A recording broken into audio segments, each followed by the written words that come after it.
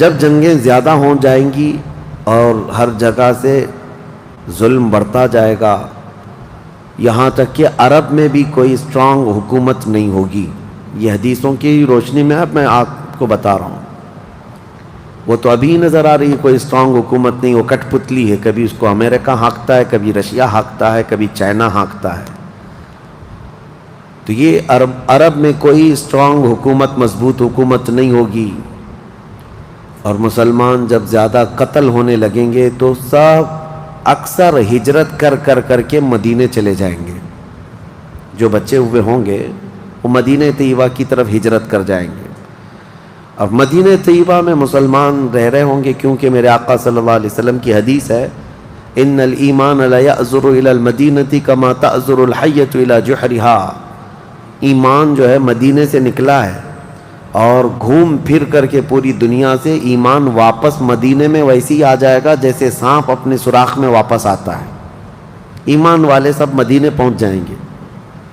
اب وہاں جانے کے بعد لوگوں میں یہ بات کثرت سے پھیل جائے گی کہ اب ان حالات کا مقابلہ کرنے کے لیے ہمیں کیا کرنا چاہیے. بہت مجبور ہو چکے، کوئی راستہ نظر نہیں آتا. تو اس وقت جو مدینے میں تھے علماء صلحاء سب بیٹھ کر کے مشورہ کرتے ہیں کہ ہم کو امام مہدی کو تلاش کرنا ہوگا. اور یہ وہ زمانہ ہوگا جب امام مہدی مدینے میں پیدا ہو چکے ہوں گے. یہ وہ زمانہ ہوگا جب امام مہدی مدینے میں ہوں گے. امام مہدی جن کی بشارت اللہ کے نبی صلی اللہ تعالیٰ علیہ وسلم نے اپنی حدیثوں میں عطا فرمایا، ان کا نام حضور کے نام پر ہوگا. ان کا نام محمد ہوگا اور ان کے والد کا نام بھی حضور کے والد کے نام پر ہوگا. اور اللہ کریم کی طرف سے بھیجے جانے والے اس روئے زمین کے وہ آخری خلیفہ راشد ہوں گے. مدینہ طیبہ میں وہ ہوں گے لیکن وہ اپنے آپ کو چھپا کر کے رہ رہے ہوں گے. اب لوگ جب انہیں تلاش کرنے ہوں گے، اس دوران کئی جھوٹے مہدی بھی تیار ہوں گے، کیونکہ امام مہدی کا چیپٹر سب نے پڑھا ہے. جھوٹے مہدی دعویٰ کریں گے لیکن مار کھائیں گے، مریں گے، جیلوں میں جائیں گے. یہ جھوٹے مہدیوں کا یہی ہوتا رہے گا. امام مہدی اپنے آپ کو چھپا رہے ہوں گے کہ کہیں لوگ مجھے پکڑ کر حاکم نہ بنا لیں، امام نہ بنا لیں. اب لوگ جب تلاش زیادہ کر دیتے ہیں تو پھر امام مہدی کو کچھ لوگ مدینہ طیبہ میں پہچاننے لگتے ہیں. تو امام مہدی مدینہ چھوڑ کر مکہ آ جاتے ہیں، مکہ ہجرت کر کے آ جاتے ہیں. اپنے آپ کو چھپا کر کے رہ رہے تھے مکہ مکرمہ میں.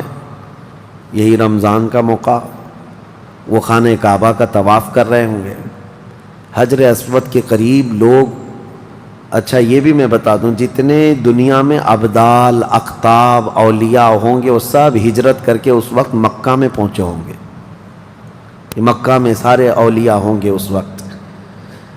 اور طواف کے دوران سب لوگ پہچان لیں گے امام مہدی کو اور ان کو پکڑ لیں گے اور ان کا ہاتھ پکڑ کر سارے لوگ کہیں گے اب ہم آپ کے ہاتھ پر بیعت کرتے ہیں، آپ امام برحق ہیں اور آپ ہمارے حاکم ہو جائیں. امام مہدی منع کر رہے ہوتے ہیں. اسی وقت آسمان سے ایک آواز آتی ہے.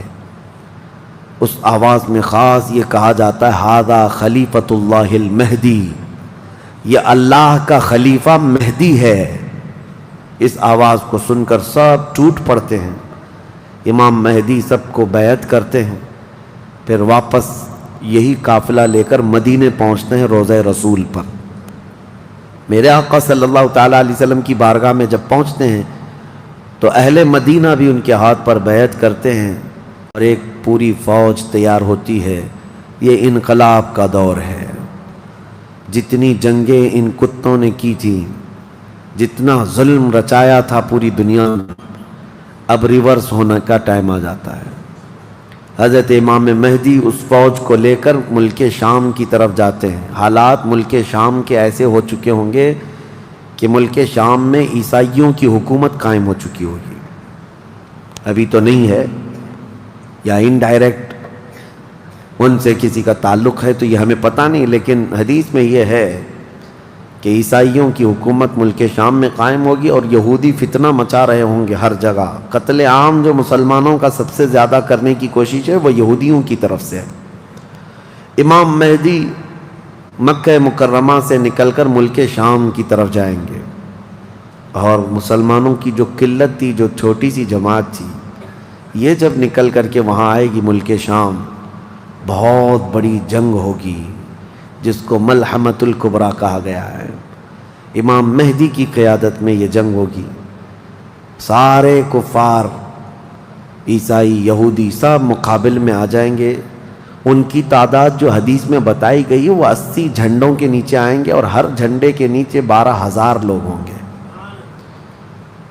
اور یہ مسلمانوں کی نہیں ہے، یہ کفار و مشرکین کی. تقریباً یہ 9,60,000 کی تعداد بنتی ہے کفار و مشرکین کی. 9,60,000.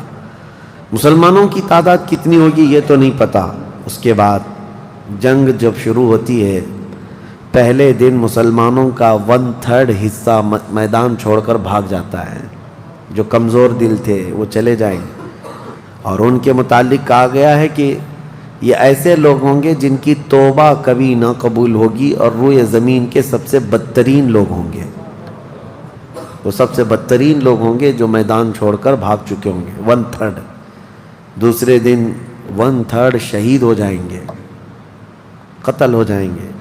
تیسرے دن اللہ تعالیٰ اس مومنین کی قلیل جماعت کو فتح مبین عطا فرمائے گا. اور اس کے بعد ملک شام کے سارے انتظامات امام مہدی کے ہاتھ میں ہوں گے. دمشق جب وہ آئیں گے، دمشق کی جامع مسجد سے امام مہدی اپنے انتظامات و انصرامات کو سنبھالیں گے. پھر وہاں سے امام مہدی اسی فوج کو لے کر قسطنطنیہ جو موجودہ استنبول ہے اس کو فتح کرنے کے لیے نکلیں گے. اس وقت وہ بھی عیسائیوں کے ہاتھ میں ہوگا. اب جب امام مہدی یہاں آئیں گے، صرف ایک ہی دن میں قسطنطنیہ یعنی استنبول فتح ہوگا. اور اس کی بھی کیفیت بتائی گئی ہے، مسلمانوں کے صرف نعرے تکبیر سے فتح ہوگا. صرف اس لیے کہ ایسی ہیبت طاری ہوگی ان کفار و مشرکین کے دلوں میں. پورا شہر فتح ہوگا. امام مہدی یہ شہر فتح کر کے واپس ملک شام آئیں گے، دمشق میں آئیں گے. اب یہ وہ وقت ہوگا جب امام مہدی مسجد سے انتظامات و انصرامات سنبھال رہے ہیں، اور کثیر جنگیں اس وقت بھی ہوں گی، لیکن ہر جنگ میں اللہ تعالیٰ امام مہدی کو فتح عطا فرمائے گا. ہر جنگ میں. اور یہودی دسیسہ کاری کر رہے ہوں گے، امام مہدی کو ختم کرنے، قتل کرنے کی بہت کوششیں کر رہے ہوں گے. پھر امام مہدی ان یہودیوں سے لڑتے رہیں گے. اس وقت اللہ کی بارگاہ میں امام مہدی بھی دعا کرتے ہیں کہ مولا ان ظالموں سے ہمیں نجات عطا فرما.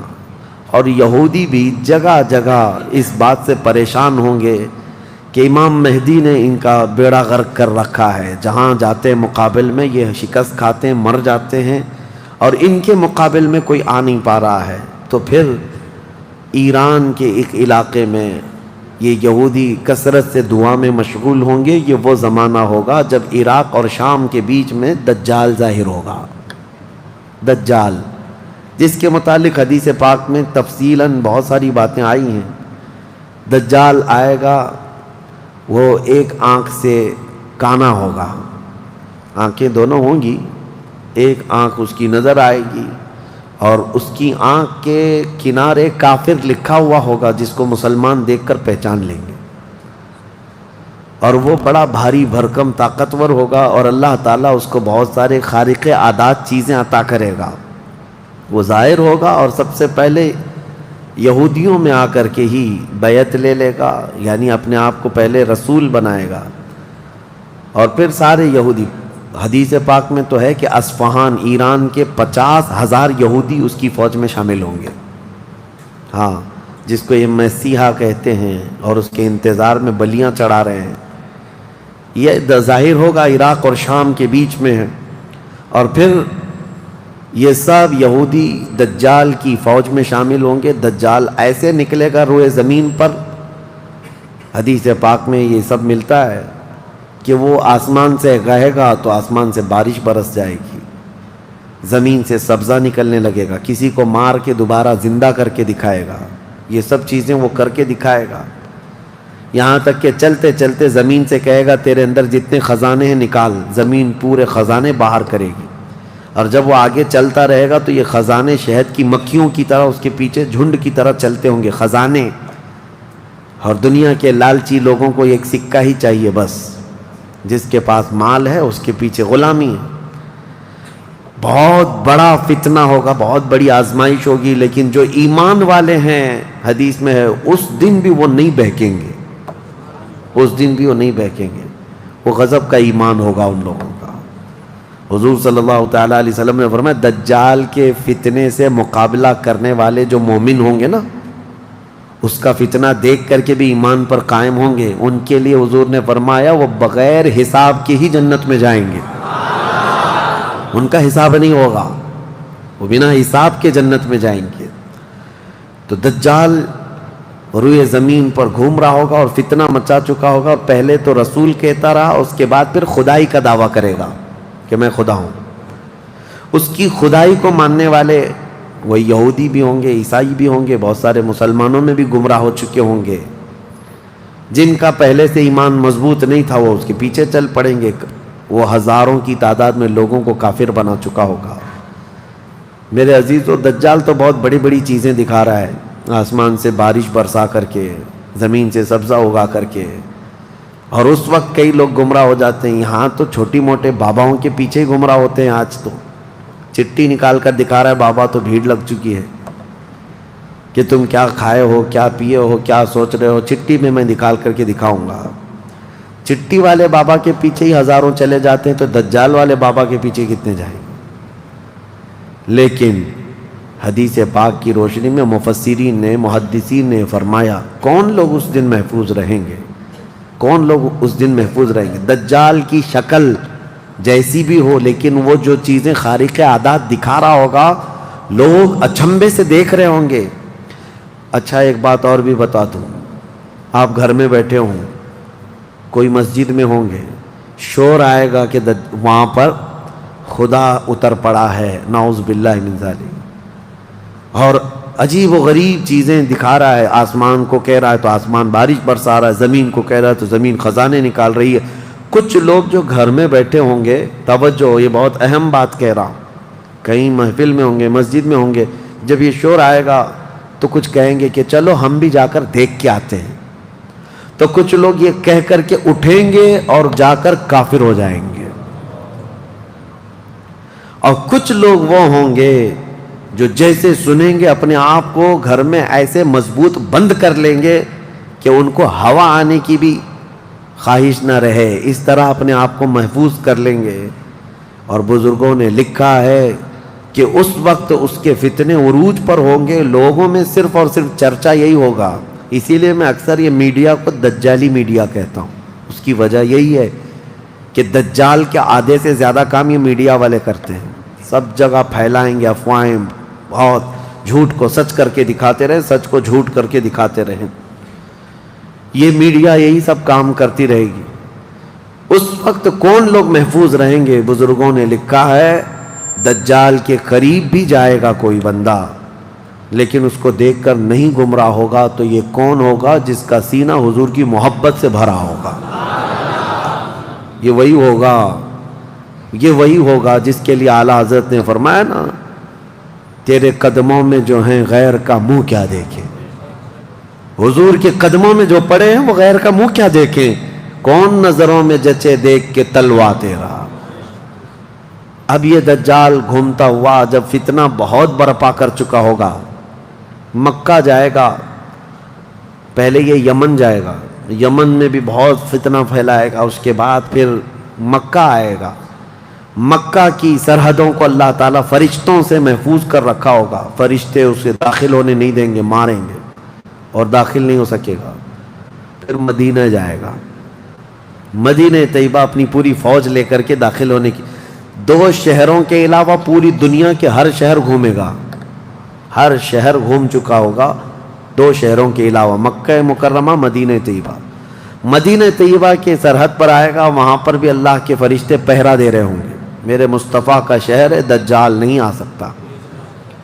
لیکن اس کا شہرہ جب مدینے کے باہر بہت پھیل چکا ہوگا، مقام جرف ایک جگہ ہے، وہاں تک وہ پہنچ چکا ہوگا جہاں آج بادشاہ نے ایک پیلس بنایا ہوا ہے۔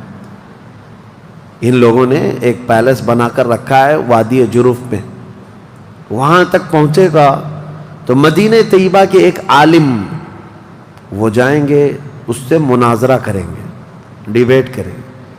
صرف مناظرے کے کرنے کی وجہ سے اس عالم دین کو وہ قتل کر دے گا، قتل کر کے اس کے بعد پھر ان کو دوبارہ زندہ کرے گا، اور اس کے بعد کہے گا کہ دیکھا میری طاقت۔ اس عالم دین کا کہنا ہوگا اب تو مجھے تیرے دجال ہونے پر اور زیادہ یقین ہو گیا، اس لیے کہ میں نے میرے مصطفیٰ سے سنا ہے، وہ مار کر کے دوبارہ زندہ کرے گا۔ اور اس عالم کا دوسرا چیلنج یہ ہوگا کہ میں نے اپنے حبیب سے ایک اور بات سنی ہے، اب کی بار اب تو مار کر کے دکھا۔ دوسری بار حدیث پاک میں ہے دوسری مرتبہ اس عالم کو قتل کرنے کی 1000 کوشش کرے گا لیکن مار نہیں سکے گا۔ وہ عالم ربانی بیان کریں گے، اللہ کے نبی صلی اللہ علیہ وسلم کی بیان کی ہوئی علامات یہی ہیں، ایک بار قتل کر کے اٹھائے گا لیکن دوبارہ وہ مار نہیں سکے گا۔ یہ فتنہ پھیلا ہوگا دجال کا، اور یہ گھومتے پھرتے ملک شام پہنچے گا جہاں امام مہدی ہوں گے۔ امام مہدی یہودیوں سے جنگ کرتے کرتے اور دجال کے فتنوں سے فیس کرتے کرتے وہاں پر ہوں گے، ملک شام میں، دمشق میں دعا کر رہے ہوں گے، اللہ ان کے فتنوں سے بچا۔ ایک عصر کی نماز ہوگی، جب امام مہدی نماز کے لیے جا رہے ہوں گے، 2 فرشتوں کے پروں پر ہاتھ رکھتے ہوئے سیدنا عیسیٰ علیہ السلام اتر جائیں گے۔ حضرت عیسیٰ علیہ السلام اب بھی باحیات ہیں آسمانوں پر، اللہ کریم ان کو اتارے گا، وہ آئیں گے۔ حضرت امام مہدی فوراً ہی حضرت عیسیٰ علیہ السلام کو پہچان لیں گے اور آپ کا ہاتھ پکڑ کر کے وہ لائیں گے، اور امامت کے لیے جب وہ آگے بڑھائیں تو عیسیٰ علیہ السلام نماز نہیں پڑھاتے، امام مہدی سے کہتے ہیں امام آپ ہی ہوں گے، حاکم آپ ہی ہوں گے، منتظم آپ ہی ہوں گے۔ اب عیسیٰ علیہ السلام یہ بیان فرمائیں گے میں تو صرف اور صرف دجال کے قتل کے لیے آیا ہوں۔ اس کے بعد امام مہدی نماز سے فارغ ہو کر اللہ کا شکر بجا لائیں گے، پھر یہ عیسیٰ علیہ السلام کی معیت میں جیسی باہر نکلیں گے، حدیث پاک میں ہے عیسیٰ علیہ السلام کی سانس یا ان کی خوشبو جہاں تک جائے گی دجال اتنا تیز پگھلتا چلا جائے گا، قریب نہیں آ پائے گا۔ اب وہ ادھر ادھر بھاگا بھاگا پھر رہا ہوگا عیسیٰ علیہ السلام کے خوف سے۔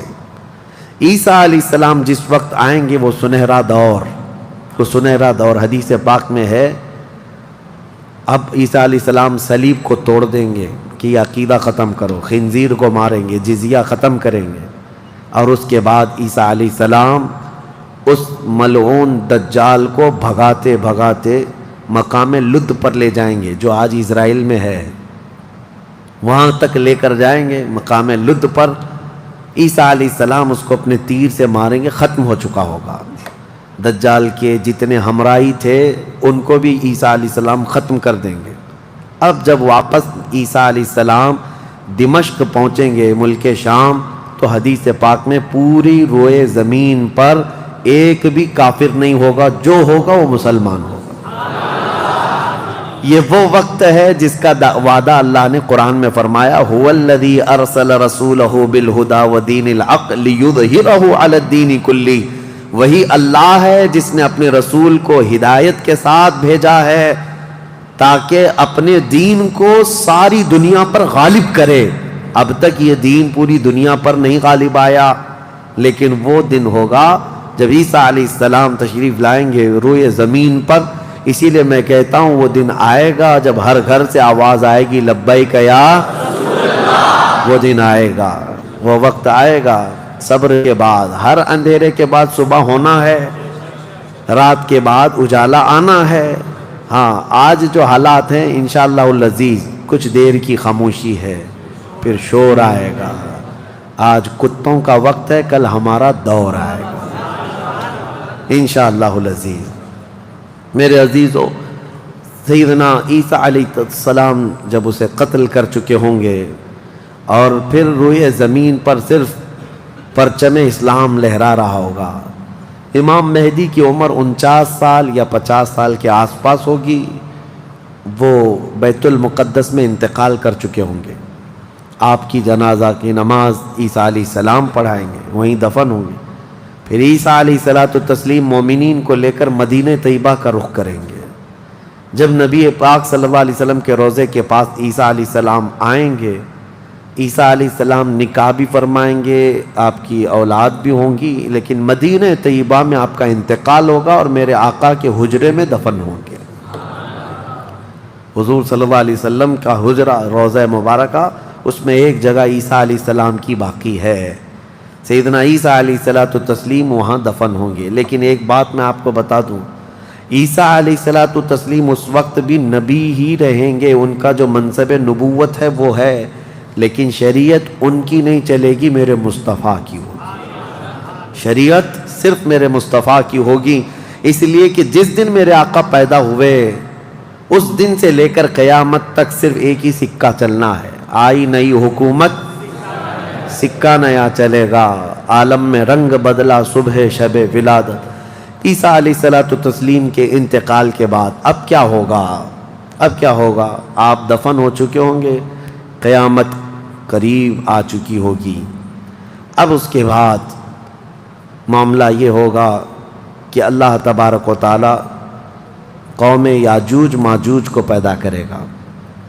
ہاں، اس میں بیچ میں ایک روایت یہ بھی ہے کہ عیسیٰ علیہ السلام کو اللہ تبارک و تعالی حکم فرمائے گا کہ میں ایک ایسی قوم بھیج رہا ہوں جو دنیا میں فساد مچائے گی، جو مومنین ہیں ان کو لے کر کوہ طور پر چلے جائیں۔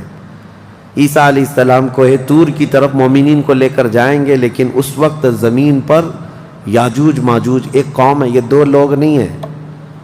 بہت سارے لوگوں کے ذہن میں ایسی بات آتی، یاجوج ماجوج دو آدمی ہوں گے، دو آدمی نہیں ہے، بہت بڑی فوج ہے، بہت بڑی فوج ہے، اور یہ ابھی موجود ہے، یافس بن نوح کی اولاد میں سے یہ ایک جزیرے میں قید ہے، وہ واللہ عالم، لیکن قرآن میں 16ویں پارے میں اس کا ذکر ہے کہ حضرت سکندر ذوالقرنین نے ایک لوہے کی پگھلا کر کے پہاڑوں کے بیچ دیوار بنا کر ان کو قید کر رکھا، یہ قوم آ نہیں سکتی، لیکن قیامت کے قریب وہ سد سکندری جو باندھی ہوئی دیوار ہے وہ ٹوٹ کر گر جائے گی، یاجوج ماجوج پورے باہر نکل آئیں گے، اور جیسے آئیں گے وہ جس ندی کے کنارے سے گزریں گے پورا پانی پی جائیں گے، وہ جو درخت ملے جو کچھ بھی ہو سب کھا جائیں گے، کچھ بھی نہیں، یہاں تک کہ یہ وہ زمانہ ہوگا حضرت عیسیٰ علیہ السلام ابھی موجود ہوں گے، ان کے انتقال سے پہلے ہی یہ یاجوج ماجوج آئیں گے۔ ایک بیل کا سر جو ہے 100 دینار میں مل رہا ہوگا، 100 سونے کے سکے،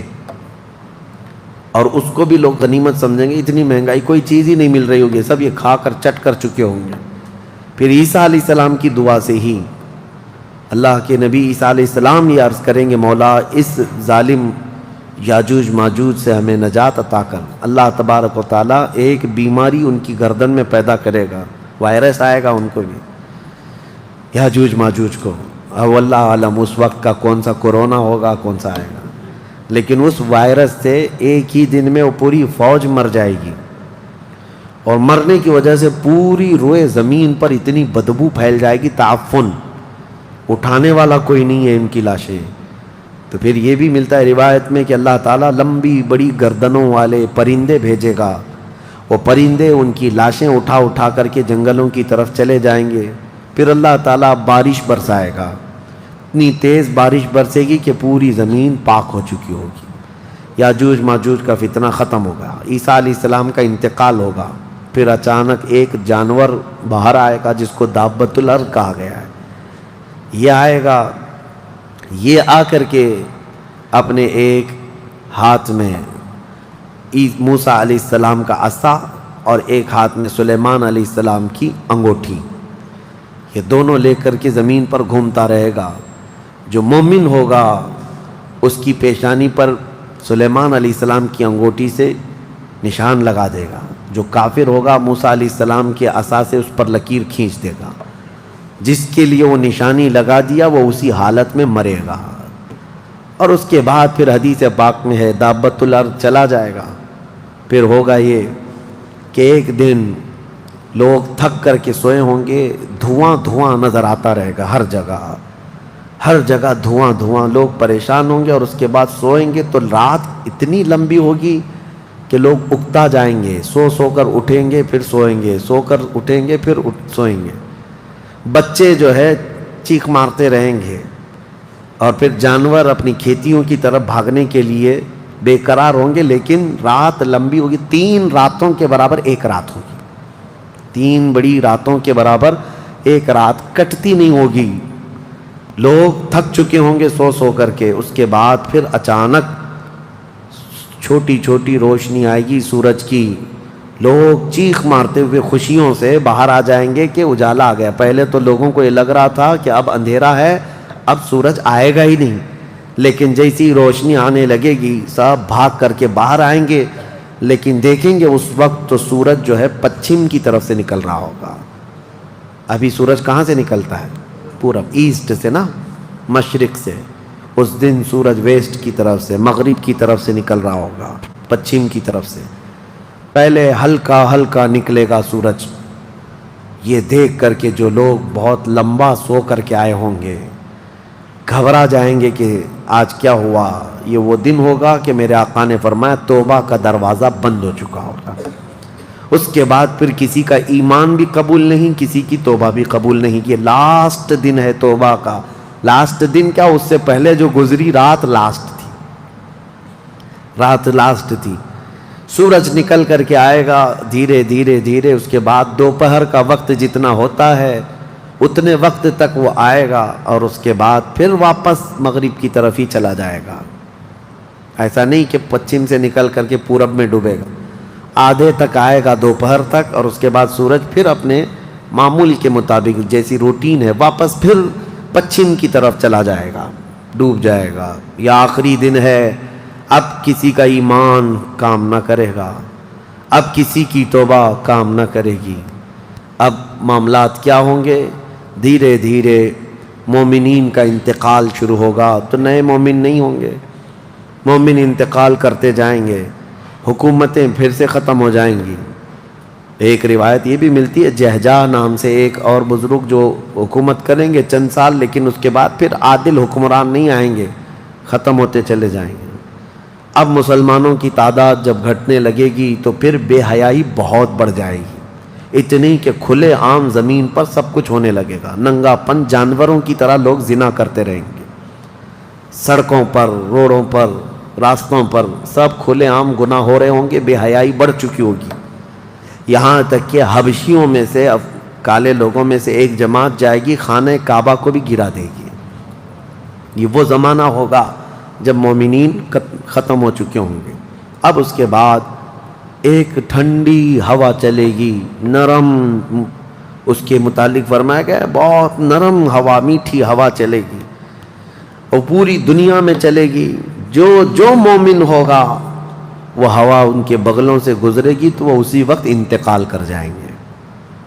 ایمان والے ختم ہو چکے ہوں گے. اب میرے آقا صلی اللہ علیہ وسلم فرماتے ہیں روئے زمین پر اللہ اللہ کہنے والا کوئی بھی باقی نہیں رہے گا.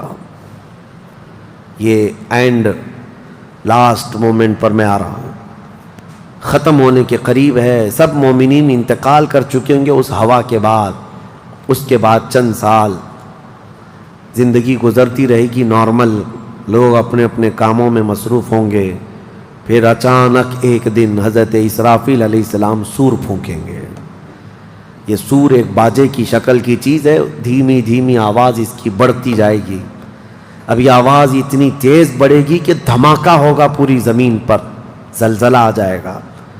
اتنا بڑا زلزلہ آئے گا کہ قرآن میں ہے یوم ترونہا تذہل کل مرضعۃ عما ارضعت وتضع کل ذات حمل حملہا. تم اس دن دیکھو گے حمل والی عورتوں کے پیٹ سے بچے باہر آ جائیں گے. ہر آدمی جو دودھ پلانے والی ماں جو ہے بچے کو لے کر بیٹھی ہوگی, اس آواز پر وہ بچے کو اٹھا کر پھینک دے گی. کوئی ماں اپنے بچے کو پھینکے گی؟ لیکن وہ دن ہوگا جب ماں اپنے بچے کو پھینک دے گی، حاملہ عورت اس کا پیٹ نکل کر کے بچہ باہر آ چکا ہوگا، لوگ جو جو کام کر رہے ہوں گے وہیں پر سب اپنے کام چھوڑ چکے ہوں گے، اور اس کے بعد پھر اسی سور کی آواز کے بڑھتے بڑھتے جب زمین میں زلزلے آئیں گے سب ختم ہو چکے ہوں گے، سب کی موت ہوگی۔ پھر اللہ فرماتا ہے وَتَكُونُ الْجِبَالُ كَالْعِهْنِ الْمَنْفُوشِ، پہاڑوں کو دھنی ہوئی روئی کی طرح اڑایا جائے گا۔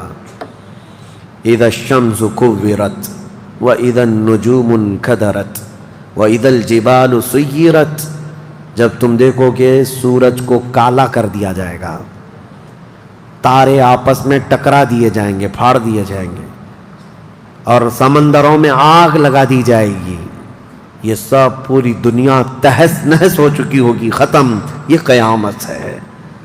اس کے بعد پھر سارے جب فنا ہو چکے ہوں گے، اللہ تعالیٰ اسرافیل علیہ السلام کو بھی موت عطا کرے گا، اور روح نکالنے والے فرشتے اسرائیل علیہ السلام کو بھی موت عطا کرے گا۔